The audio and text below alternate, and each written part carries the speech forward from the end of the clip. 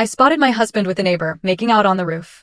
I didn't cause a scene. I simply locked the rooftop door, killed the main power, and went on a week-long journey. Have you ever loved someone so deeply, sacrificed everything for them, only to discover their love was a meticulously crafted lie, designed to destroy you? My name is Mia, and my story isn't just about betrayal. It's about the earth-shattering moment I realized my fairy tale was a meticulously planned trap, and what happened next would shock you. For 7 blissful years, I genuinely believed I was the luckiest woman alive. A modern-day princess whose storybook romance had come true. My husband, Ethan Blackwood, was everything I thought I wanted. Handsome, celebrated in New York's architectural circles, and utterly devoted to me. He was up before me every morning, making warm lemon water, setting out a light breakfast. He'd say my stomach was sensitive, I couldn't skip a meal. And every evening, no matter how late, his first act was to find me, embrace me from behind, whisper, "My love, I'm home." These gestures, these sweet, intimate words, they wove a secure web of love around me. They made me trust him completely, immerse myself totally, and willingly sacrifice everything. For Ethan, I walked away from a guaranteed CFO position at the Hayes Group, my family's multinational conglomerate.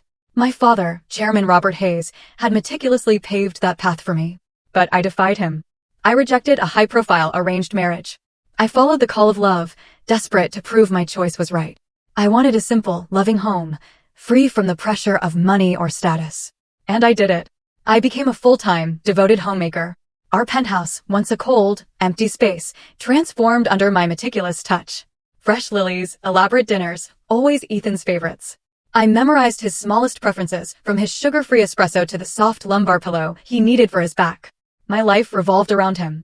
My joy was his satisfied smile. He'd often hold me, saying, "Having you at home, Mia, is the greatest fortune of my life." And I, naive fool that I was, believed every single word. Our peaceful life continued, absolutely, until about 6 months ago. That's when Chloe Vance and her young son Leo moved into the apartment 1 floor below us. I first saw her struggling with heavy boxes by the elevator. She looked so delicate, so pale and exhausted, with this fragile 3-year-old boy clinging shyly to her side. I didn't hesitate to offer help. She told me she was a single mother, recently divorced, trying to start fresh. Her pitiful situation just resonated with my compassion. From then on, I visited frequently, bringing Leo treats, sharing my homemade dinners. I saw her as a younger sister, a trustworthy friend. Chloe was overly grateful, constantly calling me her savior. Occasionally, she'd bring up a small tart or some artisanal jam. Just a small token of thanks to you both, Mr. and Mrs. Blackwood. Ethan initially paid little attention, but whenever Chloe dropped by when he was home, she'd express overwhelming admiration. "Oh, Mr. Blackwood, you're an architect, aren't you? The design of your apartment alone shows such class." Or, "With such a brilliant man, Mrs. Blackwood, you truly are blessed." I mean, what man doesn't love hearing glowing praise? Slowly, Ethan started showing more interest in our seemingly unfortunate neighbor. He'd fix a leaky faucet, help her install a bookshelf. Everything unfolded so naturally before my eyes, I harbored no suspicion. I even felt pleased that my husband was such a kind, chivalrous man. I was too foolish, too blind, to realize that my kindness had inadvertently opened the door for the wolf. Subtle changes began to appear. Ethan started coming home later. The excuse was always the same: a new project, critical phase, investor meetings. His phone calls became more frequent, and he'd often step out onto the balcony, claiming he didn't want to disturb my rest. Once, I accidentally saw a text message pop up on his screen from a contact saved as "rainy day in turn, asterisk, are you home yet? Leo, and I miss you so much, asterisk." When I asked, he brushed it off, saying it was just a young intern at the firm who looked up to him like an older brother. He even laughed, accusing me of being senselessly jealous. And I believed him. I blamed myself for being overly sensitive, told myself I must trust my husband completely. I even felt guilty for doubting him. The sophistication of his act was masterful. I, his wife of 7 years, was made a fool in my own story. Then came the fateful day. Our 7th wedding anniversary. I'd prepared a romantic candlelight dinner, vintage wine, all of Ethan's favorite dishes. I wore the red silk gown he'd given me for my birthday, waiting eagerly. 6 o'clock, 7, 8. He still hadn't returned. I called. No answer. Near 9, a hasty text, asterisk, my love, I'm so sorry. Emergency issue with a key partner. Had to rush over. I'll be home as soon as I can. Please don't wait up for dinner. Asterisk, disappointment. An ache of emptiness washed over me, but I forced a smile and texted back, asterisk, it's okay, darling. Focus on work. I'll wait for you here. Asterisk, I cleared the table, putting the cold dishes away, my heart feeling hollow. That night, a sudden summer squall hit. Thunder clapped loudly, jolting me awake. I suddenly remembered the Italian silk duvet cover Ethan had bought. It was drying on our building's rooftop. This was the private terrace reserved for our penthouse, a space I'd transformed into a small garden where we sometimes went to stargaze. Fearful the expensive silk would be ruined, I quickly threw on a light robe, grabbed an umbrella, and headed toward the staircase. The stairs were dim, lit only by a faint yellow glow escaping from the doorframe. As I approached, something felt wrong. The rooftop door, which I meticulously locked every single day, was slightly ajar. Then, above the pounding rain, I heard another sound. A sound that froze me completely, stopping the blood in my veins. It wasn't the wind or the rain. It was a woman's soft giggle, intertwined with a man's low, affectionate voice. A voice I could never mistake. The voice of Ethan Blackwood, my husband. And that's when my story really began. The humiliation, the bitterness, and the most spectacular revenge were yet to come. My ears buzzed. The torrential rain, the distant thunder, all seemed swallowed by the deadly silence in my soul. I stood motionless on the final step, umbrella still clutched in my hand, feeling the cold rain spray in through the crack, chilling my skin. But it wasn't as cold as my heart. Ethan's voice, the voice that whispered loving words in my ear every night, was now using that same tenderness to caress another woman. Asterisk easy now. A little rain frightens you? I'm here. Asterisk Chloe Vance's sharp, grating giggles sliced through the air like a drill bit into my eardrum. Asterisk, but I just want you to hold me, darling. It's so romantic up here, isn't it? Like the whole world is just us. Asterisk the whole world is just us. That phrase hit my chest like a sledgehammer, stealing my breath. And what about me? What was I in his world? A wife? A decorator for his perfect house? Or just a pathetic fool who was deceived? I don't know where I found the courage to move forward. My legs felt heavy, each step a struggle. I silently pressed myself against the wall next to the door and peered through the narrow gap. And then, the most horrific sight of my life materialized. Under the faint yellow light of the garden lamp, Ethan and Chloe were tangled together on the custom-built swing I had chosen myself. Ethan's white shirt was unbuttoned, and Chloe wore only a thin nightgown, soaking wet from the rain, clinging to her body, exposing her curves.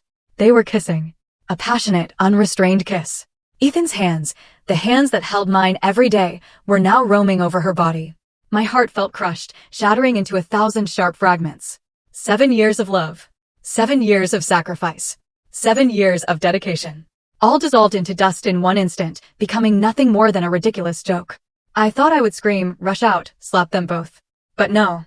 A terrifying coldness surged from the depths of my soul, extinguishing all emotion. The pain didn't vanish.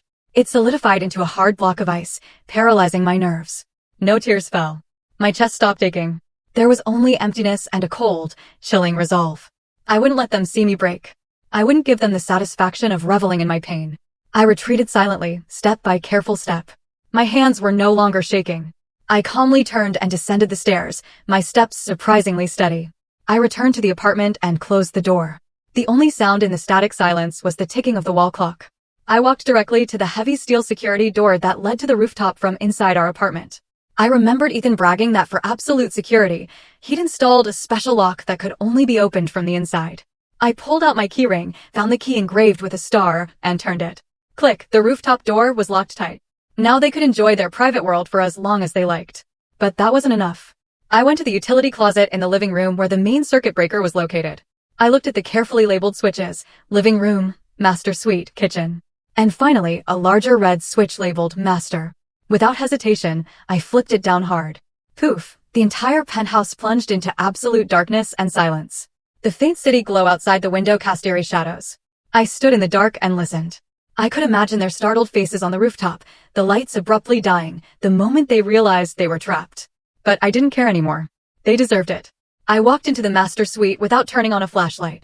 Darkness seemed my best companion now. I opened the wardrobe and pulled out the largest suitcase. I didn't pack my clothes.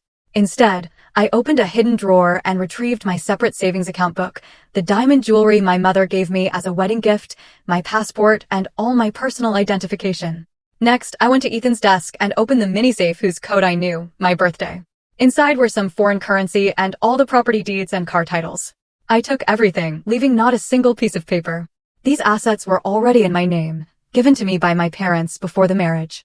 Ethan had convinced me to keep them in his safe for security. Now I understood what that security truly meant. I put everything into a separate pouch and carefully stashed it in the suitcase. I took nothing he had ever bought for me. I wanted no connection to the trader's keepsakes. Finished. I wheeled the suitcase to the living room. I glanced at our wedding photo on the shelf. My happy smile in the picture looked fake and ridiculous. I picked up the frame, intending to smash it, but stopped. I gently turned it face down toward the wall. I wouldn't break anything, nor cause a scene. I would leave silently, like a ghost, leaving him an empty, cold house and a mess he would have to clean up himself. I slung my purse over my shoulder and pulled the suitcase toward the door. Before leaving, I paused. I took the red lipstick from my bag and wrote a short sentence on the large mirror in the foyer. Enjoy the show. Then I opened the door, stepped out, and closed it softly behind me. My great escape had begun. The night and the rain outside seemed to welcome my freedom. I knew that from this moment on, the Mia of yesterday was dead. The low rumble of the suitcase wheels on the hallway tile was the only sound breaking the night's silence. I entered the elevator, looking at my reflection in the polished steel.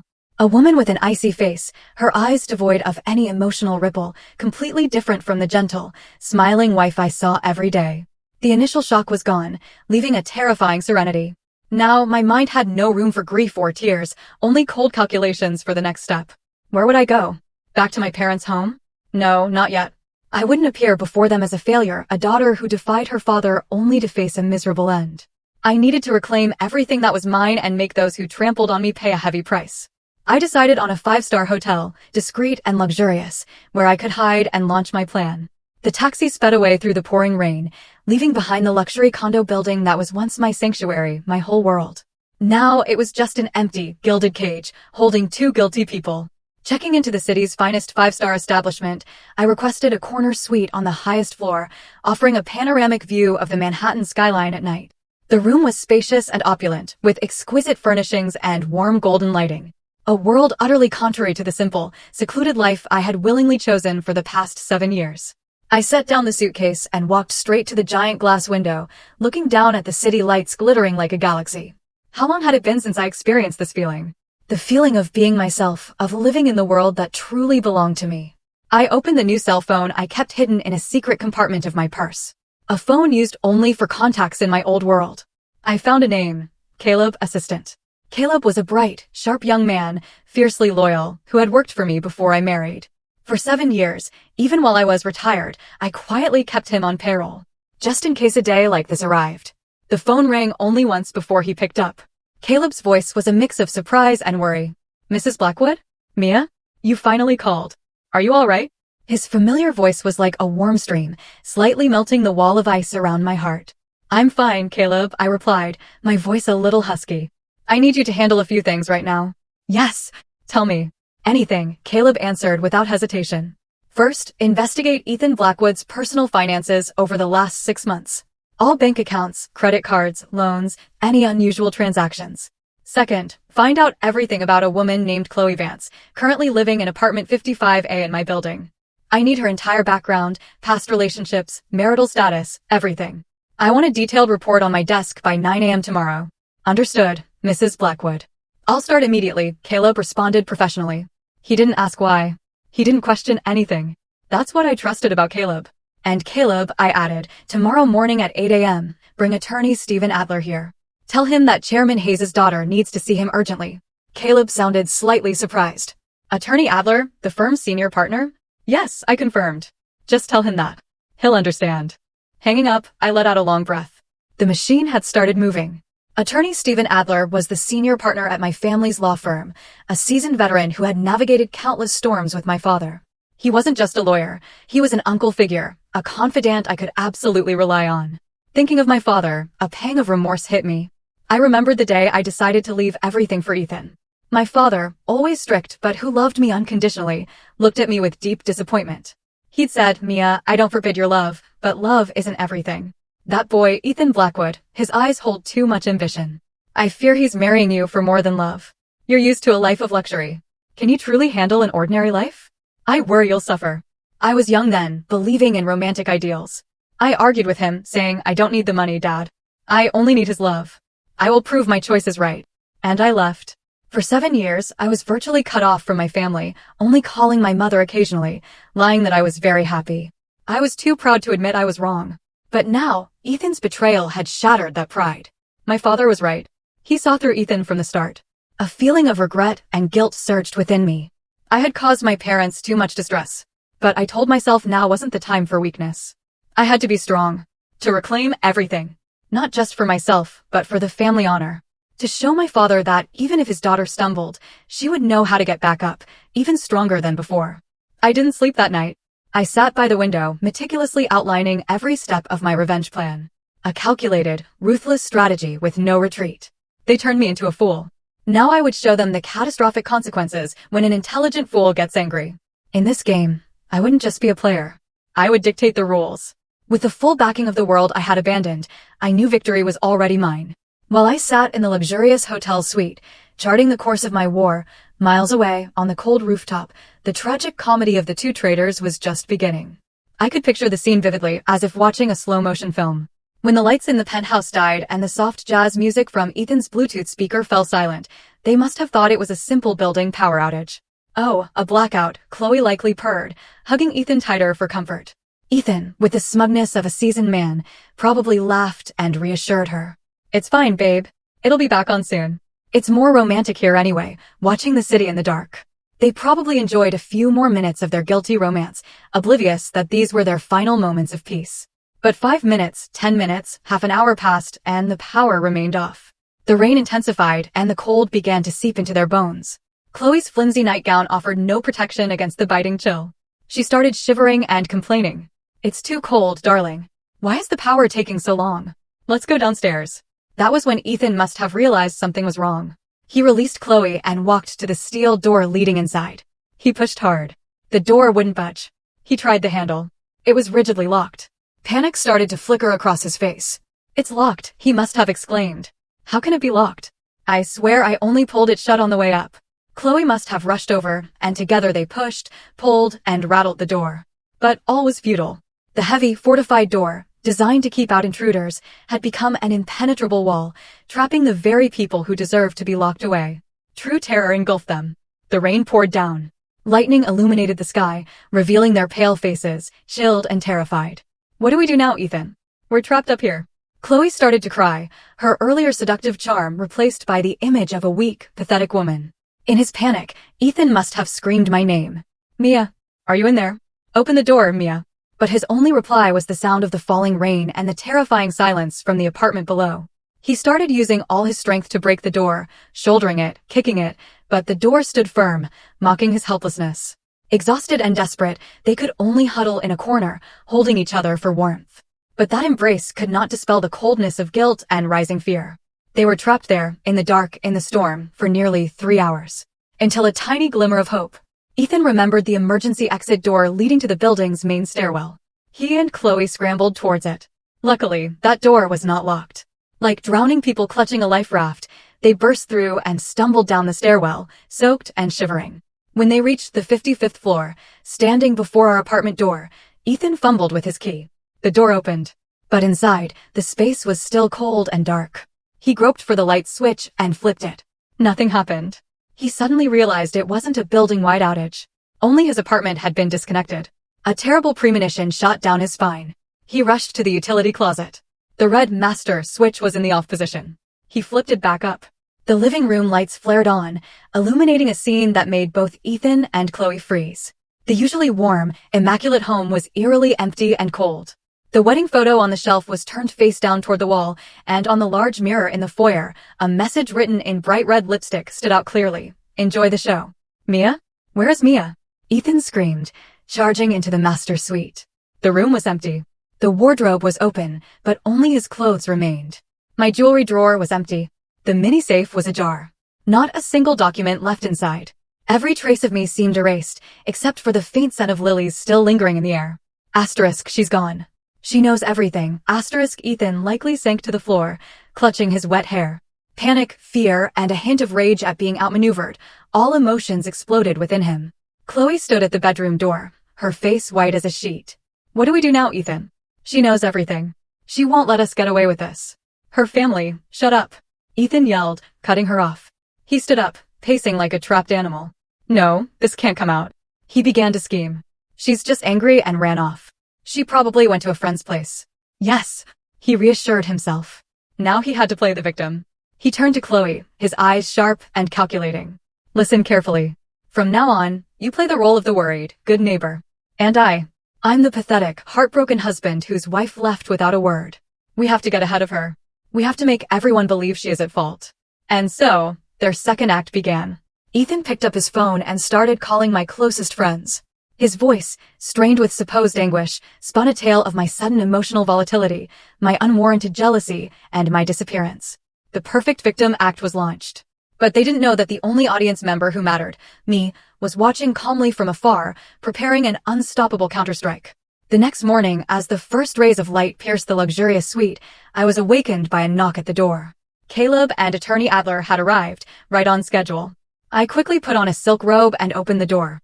Caleb bowed slightly, carrying a large briefcase and a bag of hot breakfast.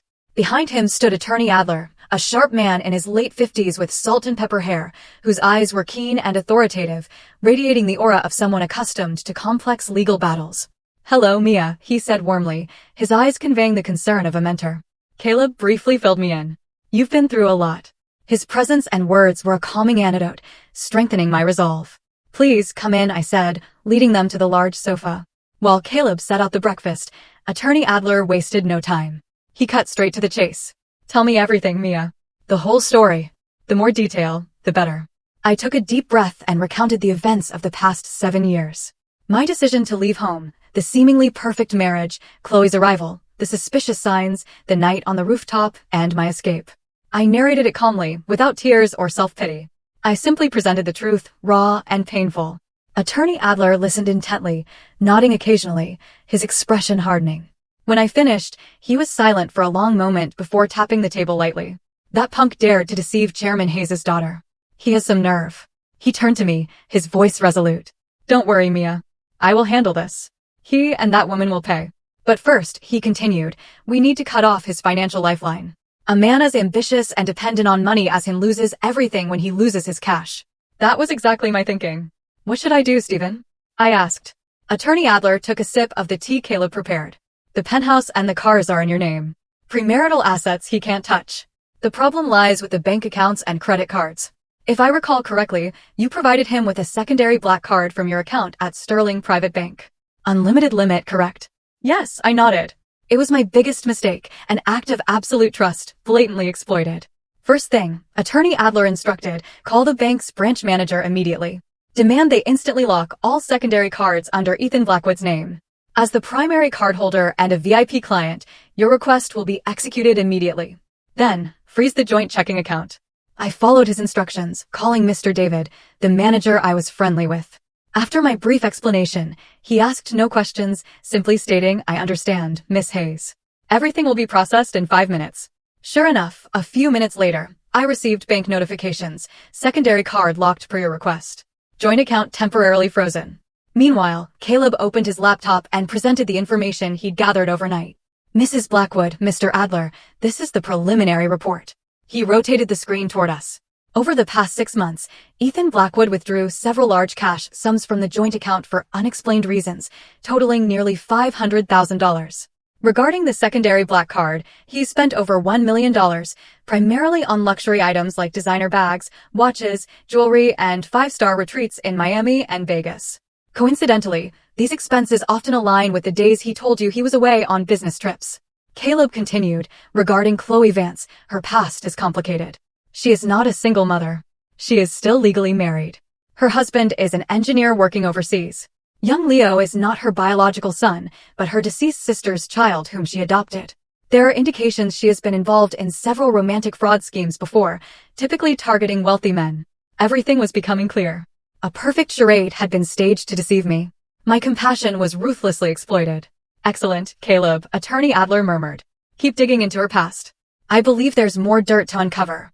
At that very moment, I could picture the scene unfolding elsewhere. Ethan likely took Chloe shopping to compensate for their disastrous night on the roof. He would confidently hand the black card to the sales associate, only to receive a shaking head and the words, "Sir, your card has been declined." Surprise. Confusion. Turning to panic as he tried all his other cards with the same result. His financial nightmare had officially begun. My first counterstrike was silent, but hit him where it hurt the most. I knew that without money, the true nature of Ethan Blackwood, ambitious but incompetent, would quickly emerge, and the relationship built on greed between him and Chloe would swiftly fracture. I took a sip of coffee. Its bitterness was no longer unpleasant. It held a sweetness of triumph. The game had just begun, but I knew I had won the first round spectacularly. The following days passed in strange tranquility. I remained at the hotel, coordinating with Caleb and Attorney Adler to gather more evidence and outline the strategy for the legal battle ahead. I completely cut off all contact with Ethan. He was probably scrambling to cope with the financial chaos I had left behind. Knowing his nature, he wouldn't give up easily. He was definitely trying every channel to reach me, but my new phone was a world he couldn't touch.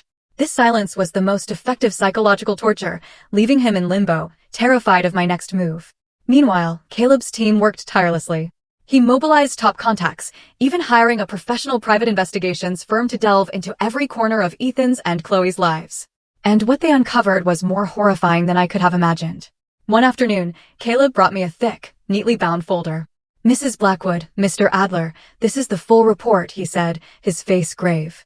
"There are some details here I think you should prepare yourself for." A cold premonition stirred within me.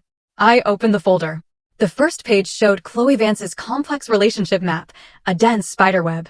But what froze me was a familiar name circled in red, connected to Chloe by a bold line, Ethan Blackwood. And next to his name, it didn't say lover as I expected, but business partner. I frantically flipped the page.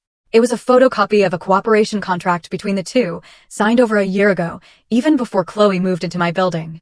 The contract's contents were explicit. Asterisk Party B, Chloe Vance, is responsible for approaching and establishing a romantic relationship with Mrs. Amelia Blackwood with the ultimate goal of causing Mrs. Amelia Blackwood to either initiate a divorce or create evidence of infidelity on her part to facilitate a divorce favorable to Party A, Ethan Blackwood. Upon success, Party B shall receive 10% of the total asset value awarded to Party A post-divorce. Asterisk my entire body trembled. The paper in my hand felt heavy. I had to read it several times to believe my eyes. This was not a simple affair.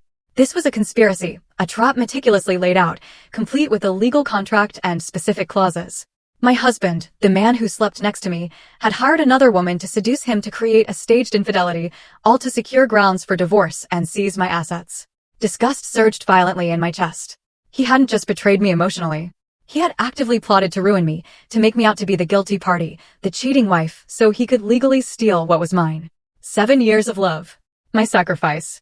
All were merely a fat target in his eyes, an objective to be conquered.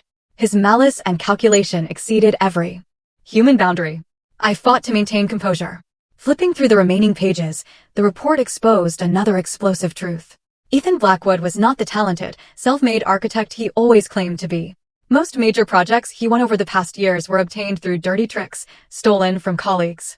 The file detailed at least 3 cases where Ethan had plagiarized design ideas, bribed developers, and even fabricated evidence to destroy rivals. He built his career on lies and the suffering of others. The man I admired was merely a talentless, despicable parasite cloaked in a glamorous facade. The end of the folder contained details of Ethan's debts. He had heavily invested in volatile hedge funds and real estate, suffering catastrophic losses and owing a colossal sum to loan sharks and illegal lenders. This was the driving force, the motive that pushed him to execute this plan at any cost. He needed my money, a lot of it, to plug the bottomless hole he dug for himself. I closed the folder, my body drained of strength. The truth was too cruel, too devastating. I had loved and married a monster, a professional con artist. Every beautiful memory of him, of our marriage, now felt filthy and fake. Caleb stood nearby, his face etched with worry. "Are you all right, Mrs. Blackwood?" I shook my head, managing a faint smile, but the tears I had held back finally streamed down my face. But they weren't tears of weakness. They were tears of utter fury and hatred. "I'm fine," I said, wiping my tears, my voice turning icy. "I'm just planning a very special congratulatory gift for my husband's perfect scheme. They wanted to play a high-stakes game. I would play along. But this time, I wouldn't just be a pawn. I would be the one to flip the board." The fire of revenge burned hotter than ever.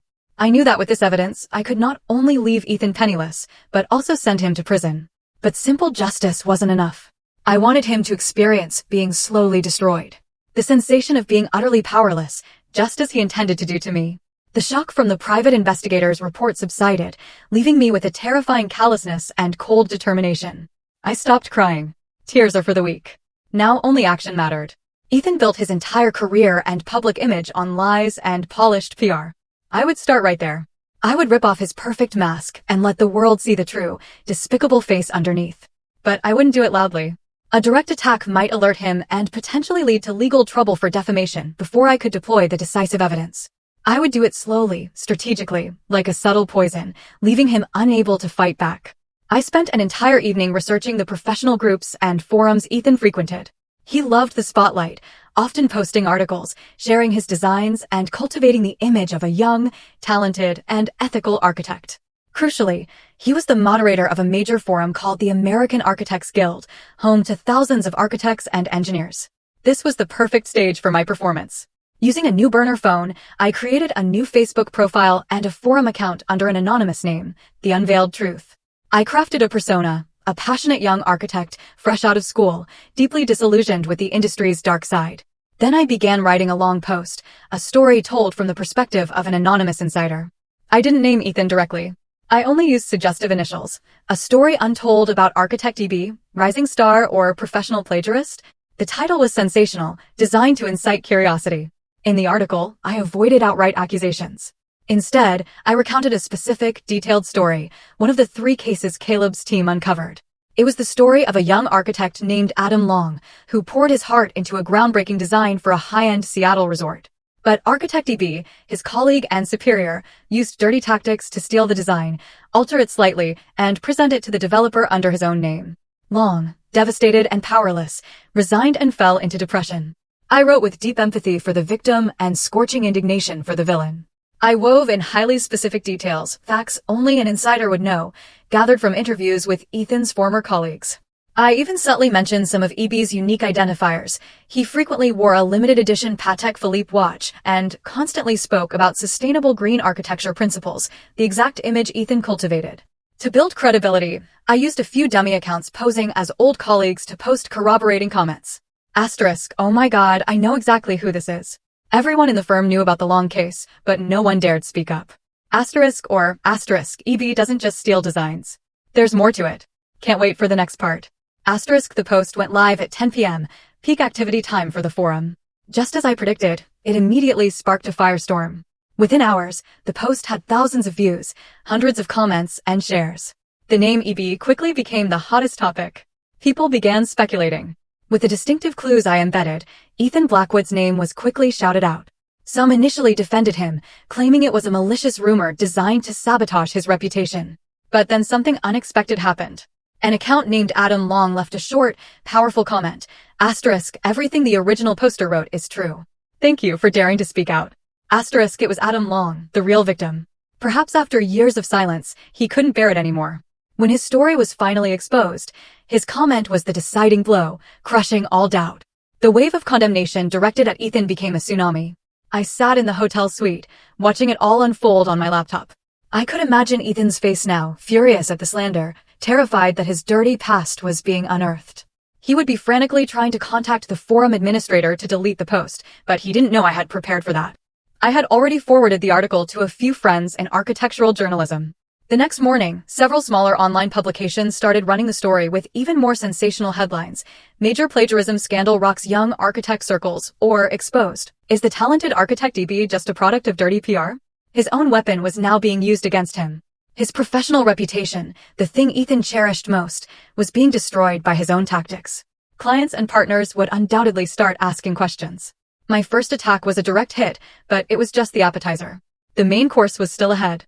I knew that, backed into a corner, Ethan and Chloe wouldn't remain idle. They would surely retaliate, and I was waiting for it. Before the storm on the architectural forums could fully subside, another fiercer and more reckless one erupted from a direction I hadn't fully anticipated.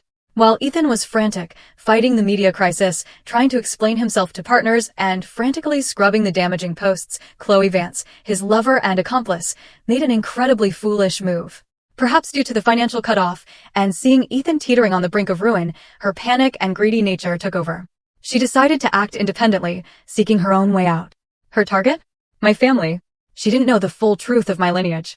In her eyes, I was just a rich girl who had estranged herself from her family.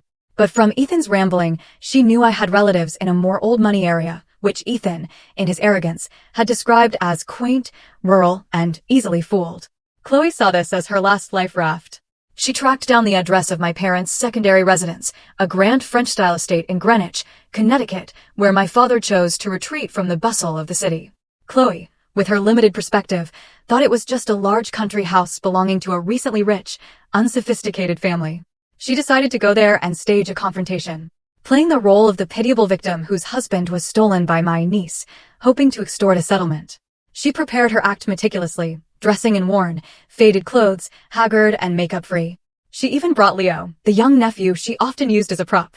One sunny morning, as my mother, Vice Chairwoman Eleanor Hayes, was tending to her prized orchid collection in the garden, Chloe appeared at the main gates.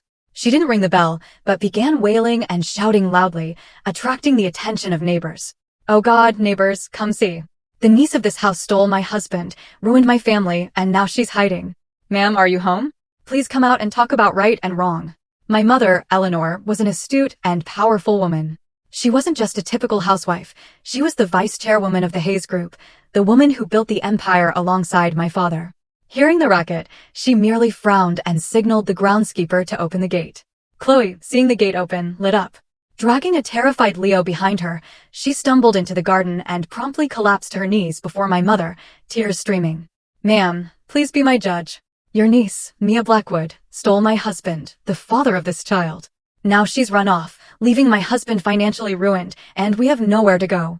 Please, I'm a woman too. Have mercy on us. Tell her to give my husband back." My mother said nothing, silently watching the performance. Her eyes, sharp as knives, pierced through Chloe's charade. She calmly sat down on a stone bench in the garden and signaled a helper to bring her a hot cup of chamomile tea. "Stand up, please," my mother said. Her voice neither warm nor cold, yet carrying an immense, invisible weight. "We don't have a tradition of making our guests kneel. You say Mia is my niece?" Yes, ma'am," Chloe quickly replied, thinking she was on the right track. "She told me you were her country relatives." "Is that so?" My mother took a slow sip of tea and placed the cup down delicately. "Then you must be mistaken. Mia is not my niece." Chloe froze, bewildered. "How can she not be?" "She is my daughter," my mother interrupted, her voice still steady, but every word hitting like a hammer. "Amelia Hayes is the only daughter of myself and Chairman Robert Hayes of the Hayes Group. And you? Who are you to come here and slander my daughter?" Chloe's entire body turned to stone. Her eyes widened, her mouth agape, unable to utter a word. The Hayes Group, Chairman, only daughter, those titles exploded like thunder in her ears. Who had she provoked? Seeing Chloe's stunned expression, my mother continued, her voice chilling several degrees. "You say my daughter stole your husband? Who is your husband? Where does he work? Where's your marriage certificate? May I see it?" "My husband is Ethan Blackwood, the architect," Chloe stammered. "Oh, Ethan Blackwood," my mother scoffed, a look of profound scorn crossing her face. "The mediocre architect my daughter gave up a fortune to run away with. I know him well enough. And the marriage certificate? Do you have it? Or are you merely a mistress, a homewrecker who now dares to come here playing the victim?" My mother's words were invisible slaps across Chloe's face. Every prepared line of attack she had was rendered meaningless. Her pathetic drama had completely collapsed before an insurmountable opponent. Furthermore, my mother stood up, approaching Chloe, her gaze ice cold. "Do you think I don't know who you are? Chloe Vance, 32, from rural Ohio. Current husband is an engineer working in Japan, not divorced. Previous conviction for felony fraud. Currently on probation, correct?" My mother rattled off her personal details, information Caleb had uncovered and I had forwarded. Chloe was completely broken. She sank onto the ground, shaking uncontrollably, no longer daring to look my mother in the eye. "You conspired with that man, Blackwood, to cheat and destroy my daughter. Did you think we wouldn't know?" My mother said, her voice filled with authority. "I'll give you two choices. 1, get off my property immediately and never appear before my daughter again. 2, I call the police. With your criminal record and the evidence we currently possess, how long do you think you'll spend in jail?" No further words were necessary. Chloe, like a cornered rat, scrambled up, dragging a terrified, weeping Leo, and bolted out the gate. She ran as if chased by a ghost, never daring to look back. Her pathetic performance ended in utter humiliation. My mother stood watching her retreating figure without a hint of pity. She pulled out her phone and called the head of the Hayes Group security detail, ordering 2 extra guards stationed at the gate. From now on, no strangers are allowed near the house, especially a woman named Chloe Vance. My mother had entered the fight, and I knew that when she did, the enemy had only one path: annihilation. Chloe Vance's disastrous confrontation at my parents' home delivered a crucial blow to her unholy alliance with Ethan. Chloe, now fully aware of my powerful family, was completely broken and terrified. She dared not attempt any more schemes, choosing instead to hide, fearing the day the police would come knocking. Her relationship with Ethan fractured into bitter, explosive arguments. Chloe accused Ethan of lying to her, of pulling her into a fight too big, a war with a force they couldn't possibly win. Ethan blamed Chloe for her idiotic, rash actions that made everything worse. Their love, built on lies and calculation, shattered like soap bubbles when faced with true adversity. Meanwhile, Ethan Blackwood was truly cornered. The media storm on the architectural forums raged on. His professional credibility was severely damaged. Partners canceled contracts, projects stalled, and the financial lifeline from me was severed. The debts to loan sharks were due. Thugs with menacing faces started loitering near his office and the penthouse, demanding repayment. The pressure, professional, financial, emotional, and the sheer terror of facing my family's power pushed Ethan to the brink of madness. He suffered from insomnia, lost significant weight, and his formerly suave, confident demeanor vanished, replaced by a haggard, skeletal look, his eyes twitching with fear and sleep deprivation. In his desperation, with no other means to scrape together cash, Ethan committed the ultimate act of stupidity, an action that signed his own death warrant. He knew that one of the largest assets in my name was a prime piece of real estate in the Hamptons, a gold mine land gifted by my father as a premarital asset, easily valued in the tens of millions of dollars. An insane idea took root. He would forge my signature to sell the land. He believed that with that money, he could pay off his massive debts, then disappear, start a new life somewhere else. He practiced my signature countless times. After 7 years of marriage, he was intimately familiar with my handwriting. He was confident he could create a perfect forgery no one would detect. He contacted a small, private notary office with a sketchy reputation whose notary he had previously bribed. He prepared a draft deed of transfer to a shell company he quickly set up. Everything was arranged covertly and quickly. One afternoon, Ethan went to that notary office to execute his felony. He had no idea that his every move was under our scrutiny. Attorney Adler, with the caution of a seasoned fox, had anticipated that Ethan might try to liquidate assets in my name.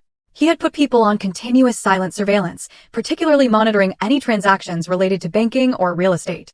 Upon discovering Ethan's contact with the disreputable notary, he immediately installed high-tech covert surveillance devices inside the office. The entire process, Ethan's trembling hand forging my signature on the deed, the corrupt notary quickly stamping the document, was captured clearly, both video and audio.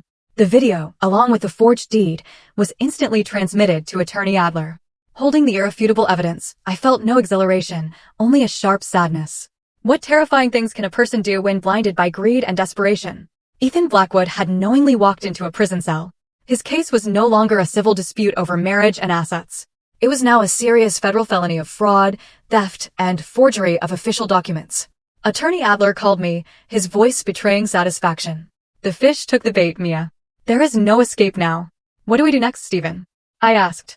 We won't call the authorities right away, he said, his voice measured. Let him believe his plan succeeded. Let him live a few more days in sweet delusion and false hope. We will unveil this ace card at the most opportune moment, the time that maximizes the impact. I have an idea for a truly grand finale. Taking his advice, I understood the endgame was near and the conclusion for Ethan would be not just failure, but total annihilation. I waited, a cold, patient wait, for the day the final sentence would be delivered to the man who betrayed me. After successfully pulling off the forged signature, Ethan seemed to regain a sliver of confidence. He believed he held the key to solving all his problems. He immediately took the fake deed to a bank, mortgaging the Hamptons property for a colossal loan. He used the money to pay off the loan sharks, temporarily silencing their threats. He also began planning his new life, researching immigration to a country without an extradition treaty with the U.S. He spent his final days of freedom in a sweet delusion, completely unaware that an invisible net was tightening around him. Meanwhile, I left the hotel and returned to my parents' Connecticut estate. I decided it was time to face reality, time to reclaim my true identity. My return was no longer a retreat, but the homecoming of a victor. My father, after hearing the whole story and Attorney Adler's efforts, simply held me close. You've truly grown up, my girl, he said, his voice filled with both pride and pain. I apologize for not protecting you sooner. It's not your fault, Dad, I replied. It was my naivete, but I've learned my lesson now. My life entered a new chapter. I was no longer a housewife. I began working alongside my parents at the Hayes Group. The financial knowledge I learned in school, combined with the detailed organizational experience from 7 years of managing a complex household, proved incredibly valuable. I quickly adapted, offering sharp insights and earning the respect of the executive staff. I had found myself again, the intelligent, decisive, and capable Mia Hayes. Then, Attorney Adler declared it was time for the final curtain call. "We need a stage," he said during a meeting with my parents and me. "A grand stage so everyone can witness his downfall. A courtroom trial is too dry and lacks the media impact we need. We need an event he cannot refuse." An idea sparked in my mind. What about a charity gala? I proposed. The Hayes Group holds its annual Metropolitan Charity Ball every year to raise funds for underprivileged youth. This year, we can make it bigger. Invite the entire business community, all the major media outlets, and key influencers. My father and Attorney Adler exchanged glances and nodded in approval. "Excellent idea," Attorney Adler said. "A charity ball, a high-profile humanitarian event, will be the perfect backdrop to expose the face of a man utterly devoid of humanity. He won't dare refuse the invitation. If he does, he'll exclude himself from high society and invite public criticism." The plan was swiftly set in motion. The Hayes Group announced the Wings of Hope Metropolitan Charity Ball, heavily advertised across all media. Every elite figure in New York society received an invitation, and of course, a specially embossed, prestigious invitation was sent directly to Ethan Blackwood. Upon receiving the invitation, Ethan was bewildered. He couldn't understand why I would invite him, but his ego and delusion clouded his judgment. He rationalized it as a sign of reconciliation, that after all the turbulence, I realized I couldn't live without him and was offering him a chance to return. He also saw it as a golden opportunity to reappear in public, dispel the damaging rumors, and reclaim his image as a successful architect. He didn't hesitate, deciding to attend. He even convinced Chloe to come along. Chloe was initially terrified, but Ethan painted a bright picture for her. "Don't worry, she's softening. We'll put on a good show. I'll beg for her forgiveness. You act remorseful too. In front of all those people, she won't dare cause a scene. This is our last chance to turn the tables." Chloe, drawn by the allure of glamour and superficiality, was convinced. She yearned for one night, rubbing shoulders with the elite, standing next to Ethan as his partner. They had no idea that the invitation was not a peace offering, but a death warrant, an invitation to their own professional and social funeral. The fateful banquet was set. The stage was built. The main actors and supporting cast were ready, waiting for the opening curtain of the most tragic play to be performed. I stood before the mirror, taking one final look. In my emerald green evening gown and sophisticated updo, I looked like a queen preparing for her final battle. And I knew that tonight, I would undoubtedly be the victor. The Wings of Hope Metropolitan Charity Ball took place in the grand ballroom of the Waldorf Astoria. Crystal chandeliers sparkled. A symphony orchestra played softly. Fine wines flowed, and guests in lavish attire created a scene of opulence and class. I, in my role as the family representative and event initiator, stood in the main reception line with my parents, greeting guests. Each attendee shook my hand, offering compliments on my impressive return to public life and the meaningful charity work. I merely smiled a calm smile that concealed a profound anticipation. My eyes occasionally scanned the door, searching for the two main characters of the evening. And then they arrived. Ethan Blackwood and Chloe Vance entered the hall, drawing considerable attention. Ethan wore a designer tuxedo, desperately trying to appear confident and distinguished. Chloe, in an overly revealing evening dress and heavy makeup, tried to project high society sophistication, but looked awkward and out of place among the truly established ladies. They walked up to me. Ethan put on a remorseful smile, his voice dropping dramatically. "Mia, thank you for inviting me." I didn't let him finish. I offered my hand, a cold, polite gesture. "Hello, Ethan. Miss Vance. Thank you for supporting the cause." My distant attitude visibly shocked Ethan, while Chloe shot me a jealous glare. My parents, standing beside me, offered them a curt nod before turning to greet other guests. They were openly dismissed, treated as mere ordinary attendees. The event proceeded with entertainment and a lively charity auction. Ethan and Chloe sat at a secluded table in a corner. Yet, their every move was monitored by me. I saw Ethan constantly looking my way, his eyes filled with anticipation. He was still deluded, believing I would call him to the stage, give him a chance to apologize, and stage a reconciliation. But he was wrong. When the most crucial part of the evening arrived, I, as the event host, stepped onto the stage. The spotlights illuminated me. Every eye in the ballroom turned toward me. "Distinguished guests," I began, my steady voice amplified by the microphone. "On behalf of the Hayes Group and the Wings of Hope Foundation, I sincerely thank you for your presence tonight. Your support is immense encouragement for us to provide more homes, meals, and educational opportunities for underprivileged children." I paused, scanning the audience. My gaze stopped at Ethan Blackwood's table. He was looking at me, his face filled with hope. I smiled a cryptic smile. "Ladies and gentlemen," I continued, "stories of kindness and sharing are always profoundly inspiring. But life also contains stories of deceit and betrayal. Such tales, though painful, are invaluable lessons, helping us cherish genuine values. Tonight, I want to share one such story, a story about my own life. The entire ballroom murmured with confusion. No one understood what I was about to do. Ethan and Chloe looked stunned. A chilling premonition fell over them. I signaled the tech crew. The giant LED screen behind me lit up. Instead of the images of children that everyone expected, the screen displayed a romantic image of a couple on a rooftop during a storm. It was Ethan Blackwood and Chloe Vance. The audience gasped in astonishment. Ethan and Chloe went white, jumping up from their chairs. The video continued silently, with text subtitles narrating the story of a wife who sacrificed everything for her husband only to be betrayed by him and the neighbor she helped. The scene shifted. The screen displayed the cooperation contract between Ethan and Chloe. The repulsive clauses magnified. Following this were various bank statements proving Ethan had funneled his wife's money to his lover and used it to pay gambling debts. Then came the documents exposing Ethan's long-standing plagiarism against his colleagues. Everything was presented clearly, logically, like an undeniable legal indictment. The audience's surprise shifted to outrage. Whispers of condemnation grew louder. My God, I can't believe it. What a piece of trash. That poor woman, she looked so helpless, but she's so manipulative. But that wasn't all. The screen transitioned to the final scene, crystal clear footage from the hidden camera at the notary office. The image of Ethan Blackwood trembling as he forged my signature on the land transfer deed. This was the killing blow. And here, ladies and gentlemen, my voice rang out, cold and sharp, overcoming the din, is the moment my beloved husband committed felony fraud, forging his wife's signature to steal the last of her inheritance. An act that is not only morally reprehensible, but a severe criminal violation.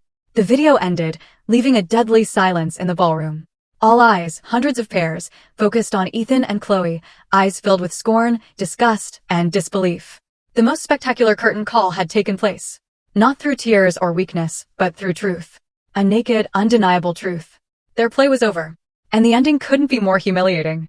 The moment the LED screen went dark, returning light to the ballroom, everything erupted. The initial silence was quickly replaced by a furious wave of indignation. Whispers and merciless condemnations were aimed directly at Ethan and Chloe. They stood at the center of the hall like two criminals being judged by a court of public opinion. Ethan's face was ashen. His whole body shook uncontrollably. Sweat beaded on his forehead. He stammered, trying to say something in his defense, but no sound could escape his choked throat. Chloe was completely broken. She sank to the floor, covering her face and sobbing hysterically wretched, mournful tears that evoked zero sympathy from the onlookers. I stood on the stage, calmly observing the tragedy I had orchestrated. I felt no exhilaration, only a chilling emptiness. This was the fate they deserved. Mr. Blackwood, I cannot believe you are this kind of man. A prominent elderly developer, a major partner of Ethan's, stood up, pointing a finger at him, his voice laced with anger and disappointment. Our contract for the new resort project is hereby terminated. Our firm will never cooperate with an unethical man like you. His declaration was the opening shot. Immediately, other partners rose one by one, announcing they were severing all business ties with Ethan. Our company too. The project is halted. We will find another firm. We are considering litigation for damages. The career Ethan built on lies and manipulation collapsed like a sandcastle before a tidal wave, all within a few minutes. But that was not the worst of it. Just as the chaos peaked, the ballroom's main doors swung open. Two uniformed NYPD detectives, their faces grim, stepped in. Behind them followed Attorney Adler. Everyone was stunned.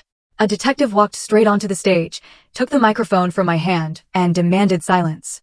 His voice was loud and authoritative. We are from the NYPD Economic Crimes Division. We are here tonight to execute an arrest warrant for Mr. Ethan Blackwood on charges of felony fraud, theft, and forgery of corporate documents. The arrest warrant was read out clearly and sternly. The ballroom again fell silent, but this time it was the silence of shock. The two detectives descended and headed straight for Ethan. He stood frozen, his eyes vacant, offering no resistance. When the cold handcuffs snapped onto his wrists, he seemed to wake up. He turned to look at me, his eyes no longer holding remorse or pleas, but profound, desperate hatred. The hatred of a cornered animal. Mia, you ruined my life. I will never forgive you, he screamed, thrashing wildly. But it was too late.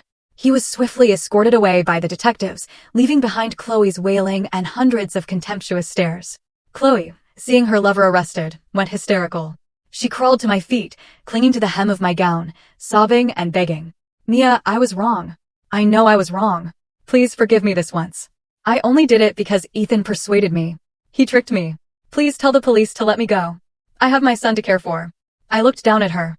The woman who had once feigned misery to exploit my kindness.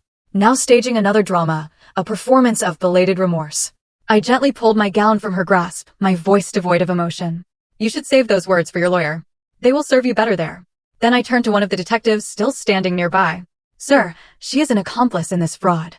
We have a signed contract. I suggest you take her in for questioning as well.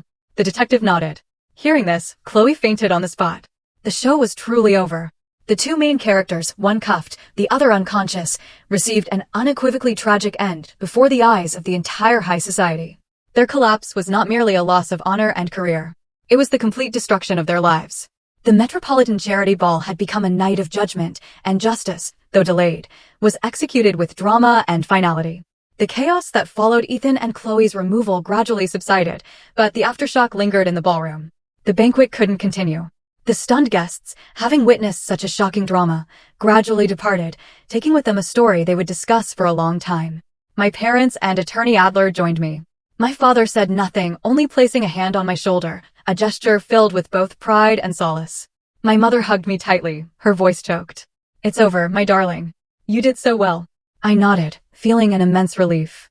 The nightmare was finally past. But one question, one final mystery remained. I turned to Attorney Adler. Stephen, the final video, the one showing him forging my signature. How did we get such clear footage? I didn't think placing a camera in a notary office was possible. Attorney Adler smiled, a cryptic look in his eyes. We couldn't do it on our own, but there was one person who could. He signaled to Caleb, who led a strange man toward me. He looked about 40, his face somewhat worn, but his eyes firm. He was plainly dressed, looking nothing like the wealthy guests at the party. Mia, Attorney Adler said. This is James Thorne, an old acquaintance of mine. Hello, Miss Hayes. James nodded slightly, his voice reserved. I was the one who provided that video footage. I was astonished. But why? Why did you help me? James sighed, then began a story that left me speechless. I wasn't helping you. I was helping myself. I am Chloe Vance's legal husband. My parents and I were stunned into silence. Chloe's husband. The man she claimed to be divorced from. The man she used as an excuse to build the image of a pitiful single mother. How can this be? I stammered. We were never divorced, James said, his voice bitter. I was working overseas, sending money home for her and my nephew Leo. I had no idea she was using that money to flaunt herself and deceive other men. I've known about her and Ethan Blackwood for a long time. I hired my own surveillance to gather evidence for divorce and custody of Leo, my sister's child. I apologize. I should have warned you sooner, but I was afraid if I showed myself, she would get cautious and gathering evidence would be impossible. I never thought their plot would go this far. It was clear now. In this war, I was not alone. I had a silent ally, fighting for his own justice. And the notary? I asked. He's my cousin, James replied. He's weak and greedy and was bribed by Blackwood. When I learned of Ethan's final plot through him, I used family leverage to persuade him to cooperate. I promised him a greater sum, and more importantly, protection from an accomplice charge if he helped record the entire incident. He agreed. All the final knots were untied. Ethan's supposedly perfect scheme was riddled with fatal flaws. He was too arrogant, too dismissive of the people around him, only to be betrayed by the very people he thought he controlled. James' revelation not only answered my final question, but added a new layer of meaning to the story. This was not just my personal revenge. It was the combined force of all the victims, the deceived, standing up against evil. Thank you, James, I said, a heartfelt thanks from the bottom of my soul. You helped me immensely. It's nothing, Miss Hayes. James shook his head. I thank you too. Because of you, I have the evidence I need to win custody of my nephew and expose that woman for who she truly is. This unexpected encounter brought me a sense of peace. In a world full of deceit and calculation, there were still good people willing to stand for what was right. I knew that with the collapse of Ethan and Chloe, not only I, but James and young Leo would also find a new, peaceful beginning. The story wasn't over. As I spoke with James, another well-dressed man approached from the edge of the crowd. He walked up to me and bowed. Excuse me, Miss Hayes. I am Adam Long. I was the victim of Ethan Blackwood's design plagiarism years ago. You are Adam Long, I said, surprised. He was the figure in the anonymous expose I wrote. I read your post on the forum, Long said, his voice full of regret. I'm sorry I stayed silent for so long. Seeing everything tonight, I can't be quiet anymore. I and a few other former colleagues have decided to come forward as witnesses, offering additional evidence of Ethan Blackwood's misconduct to the authorities. The appearance of Long and the other colleagues was the final nail in the coffin of Ethan's career. The strangers, the silent victims, finally found the courage to speak up. This night wasn't just about justice. It was about the truth being restored. After the fateful gala, my life slowly returned to its orbit. But it was an entirely new trajectory. The media firestorm exploded. My name and my story were everywhere. But this time, it wasn't rumors or criticism. It was admiration and respect for a woman who bravely fought for justice. The Hayes Group's reputation was significantly boosted by our decisive and ethical action.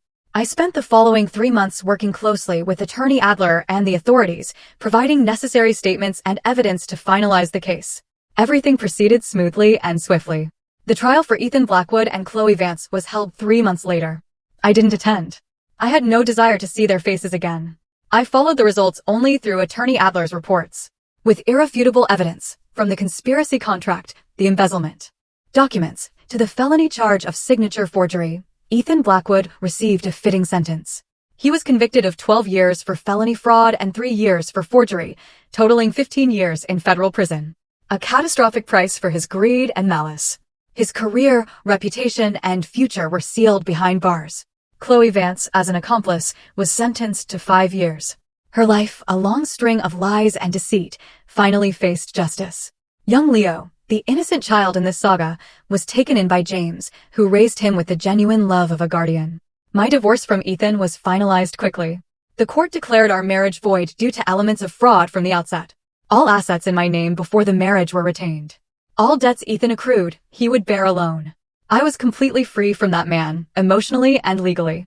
With everything settled, I decided not to return to my former life of leisure. The shock of the marriage had tempered me into a different woman, stronger, more capable. I recognized the value of independence, of controlling my own destiny. I officially returned to the corporate world, not as the chairman's daughter, but on the strength of my own merit. My father, witnessing my maturity, gave me a massive challenge. He put me in charge of a high-end real estate project in Miami that was struggling. A potentially groundbreaking development stalled by design and management issues. "I trust you, Mia," he told me. "Prove to everyone that the daughter of Robert Hayes is not just a trophy wife." I accepted the challenge with fierce determination. I immersed myself in the work, analyzing files, studying the market, meeting partners. I applied my financial acumen to restructure the project, cutting unnecessary costs. I also used my aesthetic sense and meticulousness to introduce new design concepts, transforming bland units into luxurious, emotion-filled living spaces. Those months were incredibly demanding, but I had never felt so energized and passionate. I found my calling again, reclaiming my self-worth. Gradually, the project showed clear progress. Partners regained trust. Investors poured money back in. The project, once a liability, was revived and promised to become a new city landmark. My success came not only from my own efforts, but also from the help of good friends. Caleb remained my indispensable assistant, supporting me constantly. Attorney Adler became my trusted legal advisor. Even James, after stabilizing his life and Leo's, occasionally called to check in and share valuable insights. Our relationship evolved from gratitude into a genuine friendship. The cost of betrayal was immense, but it also taught me an invaluable lesson. It showed me who my true allies were and helped me appreciate genuine relationships. It also helped me find myself again, a better, stronger, and more deserving version of myself. The war was over, but a new chapter, a new life, had truly just begun. 1 year after that fateful night, it was a beautiful late afternoon in Miami. The golden sun poured down, painting the palm-lined avenues of the new luxury development. I drove my white convertible through the city, feeling the cool breeze on my hair, smiling gently at my reflection in the rearview mirror. The woman in the mirror, with her stylish short haircut, eyes sparkling with confidence, and a serene smile, seemed a total stranger compared to the meek, compliant housewife of a year ago. The nightmare was over, and I hadn't just survived. I had truly been reborn from the ashes of betrayal. I was no longer the Mia of yesterday, a woman trapped by pain and hatred. I was now free, self-reliant, and savoring every precious moment of life. The real estate project I took over had succeeded spectacularly. Initially, when my father handed me the failing project, many on the board were skeptical. They viewed me as an untested heiress, a woman who only knew clothes and tea parties. But I didn't let those prejudices deter me. I threw myself into the work. I used the same detailed planning and meticulousness I honed during my 7 years as a homemaker to manage the complex development. I realized running a huge project was similar to nurturing a home. Both required dedication, insight, and the ability to spot the smallest issues. I personally visited every construction site, put on a hard hat, and spoke with every worker. I sat down with a team of architects, not as a boss giving orders, but as a colleague, helping them unleash their creativity. I transformed soulless concrete blocks into sophisticated, emotionally resonant living spaces. The luxury complex, which I named the Phoenix Ascendant, a symbol of my own destiny, became one of the most successful and sought-after real estate projects on the market. It not only brought enormous profits to the Hayes Group, but also won prestigious architectural and design awards. On the day of the project's inauguration, my father stepped onto the stage. He didn't speak much about the business numbers. He just looked at me, his eyes brimming with pride, and said one sentence I will never forget. Before, I was proud to build the Hayes Group, but today, my greatest pride is my daughter, Amelia Hayes. In that moment, I cried. Tears of happiness and recognition washed away all the pain and humiliation of the past. I had proven my capability, not just to my father or the public, but, most importantly, to myself. I was no longer living in the shadow of my family. I had forged my own path, creating my own light. Today, I had a special appointment. I stopped my car in front of a quiet courtyard cafe, tucked away in a small alley, a familiar spot over the past year. From a distance, I saw a familiar silhouette waiting at a wooden table beneath a canopy of bright bougainvillea. James saw me, smiled warmly, and waved. Next to him sat young Leo. The boy looked bigger, healthier, and much more outgoing. Aunt Mia. Leo shouted happily, abandoning his sweet pastry and running to hug me. I crouched down and embraced him, feeling the warmth and innocence of the child's soul, which filled me with a rare sense of peace. Leo, have you been good listening to Uncle James? I ruffled his hair. Yes, ma'am. I got Star of the Week all week, the boy proudly announced, his eyes sparkling. Uncle James promised to take me to the zoo to see the elephants this weekend. My relationship with James had grown closer over the past year. After everything ended, he used all his savings and the generous funds Attorney Adler had provided on my behalf to open a small, reputable private investigation firm. With his integrity, his business quickly thrived. He was no longer the haggard man weighed down by bitterness.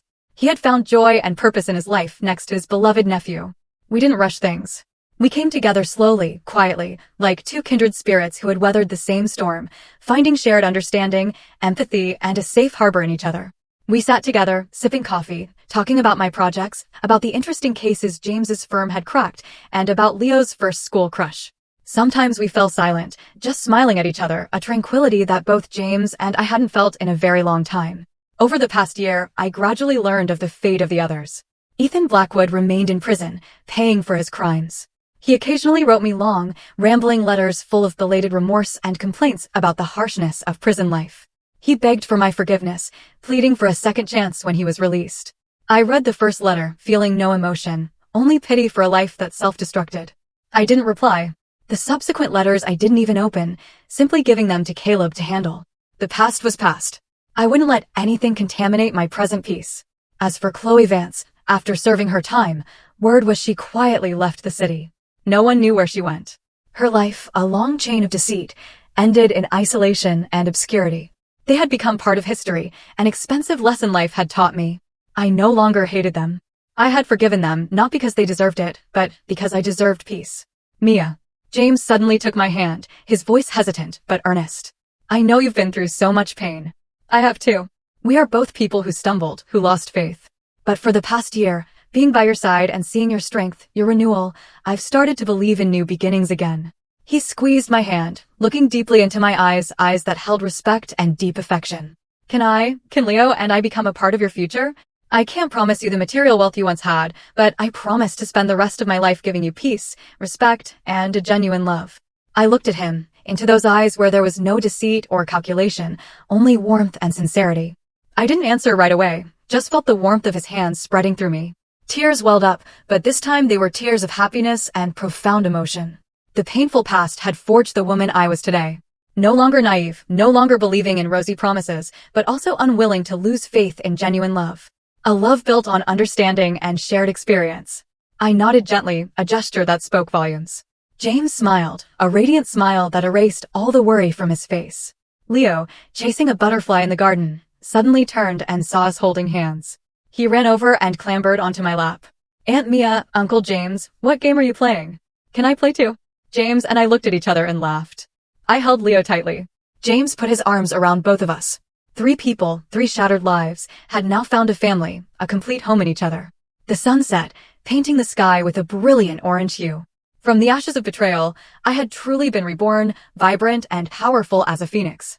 Life had taken away a fraudulent husband, but returned to me a sky full of freedom and genuine happiness. And I knew this was not an end, but the beginning of a new chapter, a chapter filled with joy and light in my life. A journey I would no longer have to walk alone. My story shows that even from the deepest betrayal, you can find incredible strength and build a life more meaningful than you ever imagined. It's a testament to reclaiming yourself, valuing your independence, and trusting your intuition. You don't have to stay trapped in someone else's lies. What about you? Have you ever had to fight for your self-worth or found unexpected allies in your toughest battles? Tell me what you think. I really want to know.